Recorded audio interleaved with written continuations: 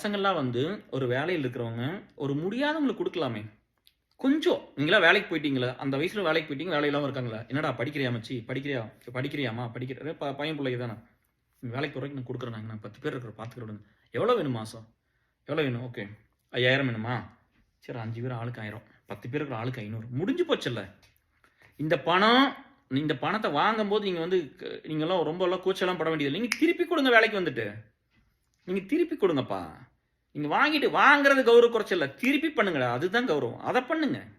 அத பண்ணாம வாங்குறதுக்கே நீங்க கஷ்டப்பட்டுட்டு ஃபீல் பண்ணிட்டு இருந்தா என்ன பண்றது? நீங்க எப்படியோ படிச்சு முடிச்சு பண்ணணும்ல. அதுக்காக நீங்க அத வாங்குங்க. அது தப்பில்ல டிஎஸ். நீங்க அத வாங்குங்க. சரியா?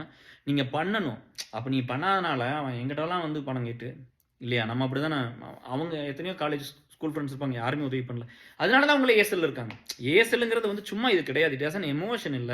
நாங்க இப்படி தானே ஏஎஸ்எல்ல பில்ட் பண்ணியிருப்போம். கரெக்ட்டா? அப்புறம் இன்னொன்னு வந்து இந்த ஸ்டூடண்ட்ஸ் லைஃப்ல இருக்கும்போது வந்து இன்னொரு ஒரு பெரிய சேலஞ்ச் என்னன்னா, அம்மா, அப்பாலாம் வந்து இப்போ இவங்கலாம் வந்து படிச்சுட்டு இருக்காங்க அப்படிங்கும்போது, அவங்க என்ன நெனச்சுக்கிறாங்கன்னா, காலேஜ்ல கொண்டு விட்டா கடமை முடிஞ்சு போச்சுன்னு நெனச்சுக்கிறாங்க. இப்ப நம்ம காலமாட்டவங்க இப்ப கிடையாது. நீங்க வந்து ஒரு 21 வயசு ஆகுற வரைக்கும் நீங்க அவங்கள கொஞ்சம் ட்ராக் பண்ணுங்க. மானிட்டர் பண்ணுங்க. என்ன பண்றாங்கன்னு பாருங்க. இன்னைக்கு தான் நெறைய கெட்டதெல்லாம் இருக்குல்ல.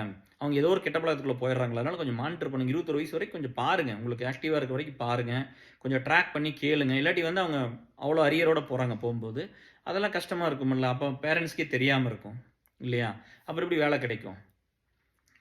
ஸோ நீங்க அத பார்த்துங்க. நீங்க நான் வந்து என்ன சொன்னேன்னா, நான் அதான் சொல்றேன் பாருங்களேன், நான் உழைச்சது அவங்களுக்காக பாடுபட்டது, போராடினது, வேலை செஞ்சு கொடுத்ததெல்லாம் ஒரு பெரிய பாப்புலேஷன் டிஎஸ். அதுல 1/3 தான் எங்கூட இருக்கு.